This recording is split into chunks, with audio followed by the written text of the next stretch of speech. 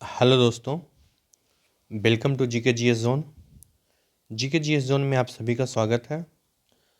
तो आप लोग के समक्ष आज हम उपस्थित हुए हैं 27 दिसंबर जो टेक्नीशियन का सेकंड शिफ्ट का पेपर हुआ है उन प्रश्नों के साथ ही साथ इनसे रिलेटेड बहुत सारे और भी पॉइंट्स को देखते हुए चलेंगे। तो चलिए आप लोग को वीडियो को लाइक करते हुए चलिएगा एवं चैनल को सब्सक्राइब करते हुए चलेंगे। तो देखेंगे पहला प्रश्न क्या पूछा गया था। कॉपर किससे अधिक अभिक्रियाशील होता है, सोडियम, कैल्शियम, पोटेशियम या फिर सिल्वर। तो अब जहाँ तक आप देख रहे होंगे इस चार्ट में कि ऊपर वाला जो पार्ट है वो सबसे मोस्ट रिएक्टिव है और नीचे वाला पार्ट जो है लिस्ट रिएक्टिव। सबसे ज़्यादा पोटेशियम रिएक्टिव है, उसके बाद सोडियम, उससे कम sodium, calcium, magnesium, aluminium, carbon, zinc, iron, tin, lead, hydrogen, copper, silver, gold और पोटेशियम। तो क्वेश्चन पूछा जा रहा है कॉपर किससे अधिक अभिक्रियाशील है। तो हम देख लेते हैं कॉपर कहाँ पे है। कॉपर आपको यहाँ पे दिख पा रहा होगा, कॉपर जो है आपको यहाँ पे दिख पा रहा है। किससे ज़्यादा अभिक्रियाशील है तो सिल्वर से, गोल्ड से और पोटेशियम से। तो ऑप्शन में देख लेंगे, पोटेशियम में प्लेटिनम है तो ऑप्शन में देख लेंगे किससे हो जाएगा, तो ऑप्शन के हिसाब से सिल्वर हो जाएगा। डी नंबर ऑप्शन, कॉपर किससे अधिक अभिक्रियाशील है तो सिल्वर हो जाएगा। तो हमारा जो अगला प्रश्न है, निम्नलिखित में से किसे हाल ही में 5 शास्त्रीय भाषा का दर्जा दिया गया था। ठीक, इससे पहले टोटल शास्त्रीय भाषा की संख्या जो है पूरे भारत में 6 था और हाल ही में दिया गया कितने भाषा को, तो 5 भाषा को। इस प्रकार से टोटल शास्त्रीय भाषा की संख्या कितना हो जाएगा, तो 11 हो जाएगा। 6 पहले देख लेते हैं कौन सा शास्त्रीय भाषा था। तमिल, संस्कृत, कन्नड़, तेलुगु, मलयालम एवं उड़िया। ये 6 जो भाषाएं थी इनको इन 6 भाषाओं को शास्त्रीय भाषा का दर्जा पहले से मिला हुआ था। और हाल ही में किन 5 भाषाओं को मिला है, तो मराठी, पाली, प्राकृत, असमिया एवं बंगाली को प्रधानमंत्री नरेंद्र मोदी के द्वारा शास्त्रीय भाषा का दर्जा दिया गया है। और अब शास्त्रीय भाषाओं की संख्या बढ़कर कितनी हो गई है, तो 11। आगे देखेंगे, क्लोर क्षार प्रक्रिया से किस पदार्थ का निर्माण होता है। क्वेश्चन पूछा गया क्लोर क्षार प्रक्रिया से किस पदार्थ का निर्माण होता है, तो सोडियम हाइड्रोक्साइड हो जाएगा। क्लोर क्षार प्रक्रिया से किस पदार्थ का निर्माण होता है, तो सोडियम हाइड्रोक्साइड। सबसे पहले हम समझते चलेंगे कि क्लोर क्षार प्रक्रिया होती क्या है। तो क्लोर क्षार प्रक्रिया से तात्पर्य है उस रासायनिक क्रिया से है जिसमें क्या होता है, सोडियम क्लोराइड के जलीय विलयन। जो सोडियम क्लोराइड का है क्या है, जलीय विलयन, यानी लवण युक्त जल में जब विद्युत धारा प्रवाहित की जाती है तो विलयन हो जाता है और इस प्रक्रिया के फलस्वरूप सोडियम हाइड्रोक्साइड उत्पन्न होता है और इस अभिक्रिया को ही क्लोर क्षार प्रक्रिया कहते हैं। अगला प्रश्न था, प्रजनन प्रणाली जो पोषण प्रदान करती है। मनुष्य प्रजनन प्रणाली का मुख्य मतलब भाग कौन सा हो गया, जो शुक्राणु का निर्माण करता है तो वो वृषण हो जाएगा, टेस्टिस हो जाएगा। और टेस्टिस का काम क्या है, तो शुक्राणु का उत्पादन करना और भंडारण करना। और यह टेस्टोस्टेरोन जैसे हार्मोन का भी उत्पन्न करता है वृषण।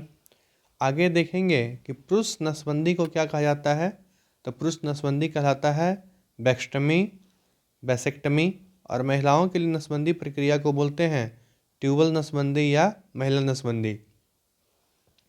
आप लोग वीडियो अगर पसंद आ रहा होगा तो वीडियो को लाइक करते चलेंगे और साथ ही साथ चैनल को सब्सक्राइब करते हुए चलेंगे। नेक्स्ट था कि प्रधानमंत्री श्री नरेंद्र मोदी ने 23 अक्टूबर 2024 को कजान में 16वें ब्रिक्स शिखर सम्मेलन के दौरान पीपुल रिपब्लिक ऑफ चाइना के राष्ट्रपति शी जिनपिंग के बीच क्या समझौता हुआ है। तो बैठक के दौरान प्रधानमंत्री मोदी ने भारत सीमा क्षेत्र में 2020 में उत्पन्न हुए प्रासंगिक मुद्दों के पूर्ण विघटन और समाधान के लिए समझौते का स्वागत किया है। ठीक, और वे क्या किए हैं, तो मतभेद और विभिन्न विवादों को उचित तरीके से संभालने और उन्हें सीमा क्षेत्रों में शांति और सौहार्द को भंग न करने देने के महत्व को रेखांकित किया। नेक्स्ट प्रश्न था, एरिथ्रोसाइट और मांसपेशी कोशिकाओं में पायरुवेटिक एसिड के किण्वन से उत्पाद होता है, तो क्या बनता है? तो lactic acid. Cell membrane made of, cell membrane किसका बना होता है? तो सेल मेम्ब्रेन लिपिड और प्रोटीन से बना होता है। सेल मेम्ब्रेन किससे बना होता है?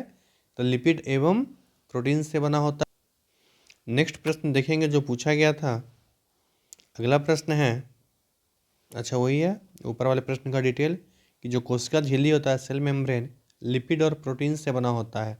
इसे हम लोग प्लाज्मा झिल्ली के भी नाम से जानते हैं। सतह क्षेत्र में वृद्धि करने पर बाष्पीकरण की दर पर क्या प्रभाव पड़ेगा? तो क्षेत्रफल बढ़ जाएगा तो बाष्पीकरण का भी दर क्या हो जाएगा? बढ़ जाएगा। इसका बेस्ट एग्जांपल आप लोग देखते होंगे कि जब आप लोग प्लेट में क्या करते हैं? चाय लेते हैं। प्लेट में देखिए एक चाय लेते हैं, ठीक है ना। और चाय को कुछ लोग देखते होंगे जो ओल्ड एज वाले व्यक्ति हैं, इसको क्या करते हैं? इस पे ये जो प्लेट होता है उस पर चाय को ढार देते हैं, है ना। इससे क्या होता है? इसके क्षेत्रफल में वृद्धि हो जाता है और फटाफट वो क्या हो जाता है? ठंडा हो जाता है। क्यों? क्योंकि बाष्पीकरण का दर तेज हो जाता है और ये वाष्प बन करके तेजी से ऊपर की ओर चला जाता है।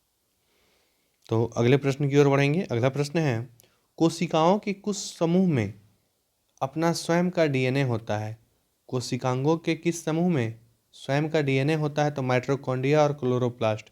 किसमें? तो माइटोकॉन्ड्रिया और क्लोरोप्लास्ट। अगला क्वेश्चन था, उभयचरों के हृदय में कितने कक्ष होते हैं?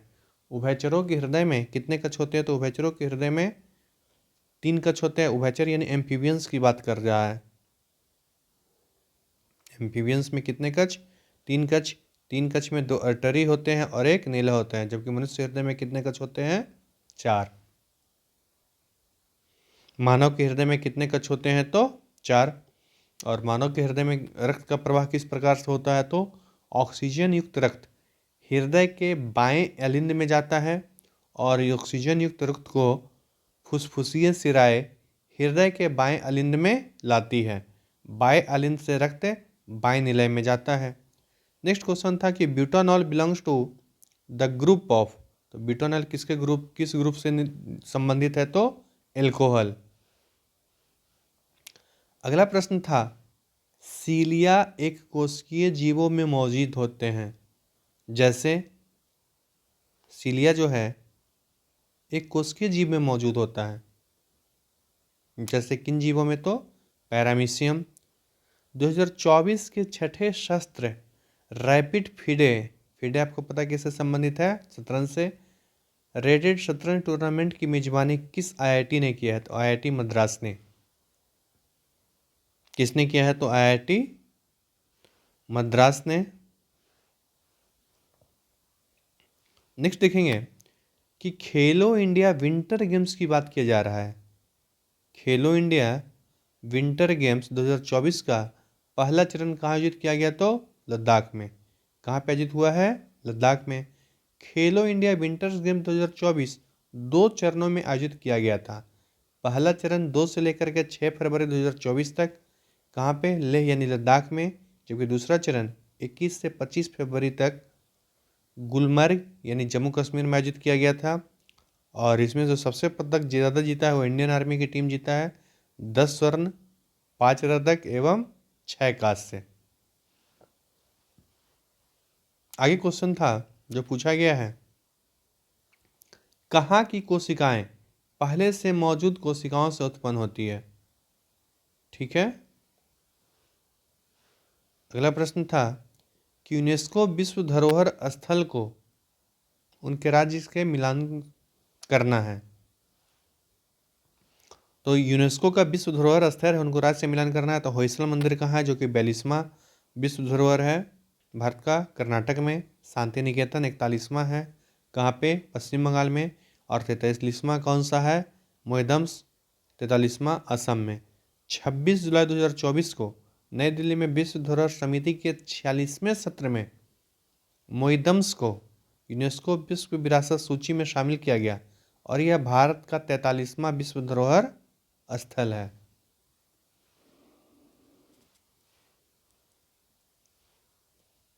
अगला प्रश्न था, रीढ़ की हड्डी किस ऊतक से बना होता है? तंत्रिका ऊतक से। रीढ़ की हड्डी तंत्रिका ऊतक से बनी होती है, जो शरीर के कई कार्यों के समन्वय और नियंत्रण के लिए जिम्मेदार होती है। वीडियो को एक बार लाइक करते हुए चलिएगा, जिन्होंने चैनल सब्सक्राइब नहीं किया होगा चैनल सब्सक्राइब करते हुए चलेंगे। नेक्स्ट था NFSS 5 के आंकड़ों पर आधारित नीति आयोग के एक पेपर के अनुसार 2022-23 में बिहार के कितने प्रतिशत आबादी बहुआयामी गरीबी में थी? तो 26.59%, 26.59%। नेक्स्ट है जी का एसआई मात्रक क्या है? तो न्यूटन मीटर स्क्वायर प्रति वर्ग किलोग्राम। ठीक है ना, न्यूटन मीटर स्क्वायर प्रति किलोग्राम हो जाएगा जी का, बड़की जी का एसआई मात्रक। ठीक है, और इस गुरुत्व जी का मान कितना होता है? 6.67 × 10⁻⁻11 न्यूटन मीटर स्क्वायर प्रति केजी स्क्वायर। और छोटी जी का मान होता है 9.8 मीटर प्रति सेकंड। छोटी जी का मान 9.8 मीटर प्रति सेकंड स्क्वायर हो जाएगा। नेक्स्ट है वोल्टेज निकालने के लिए किए गए कार्य और धारा और समय का बीच का संबंध हो जाएगा वोल्टेज बराबर किया गया कार्य बटा वह धारा गुने समय। नेक्स्ट प्रश्न देखेंगे क्या पूछा गया था। तो 50 और 100 के मध्य सभी अभाज्य संख्याओं का योग्य क्या होगा? तो 50 और 100 के मध्य जो अभाज्य संख्या है 53, 59, 61, 67, 71, 73, 79, 83, 89, 97 और इसका एवरेज हो जाएगा 732।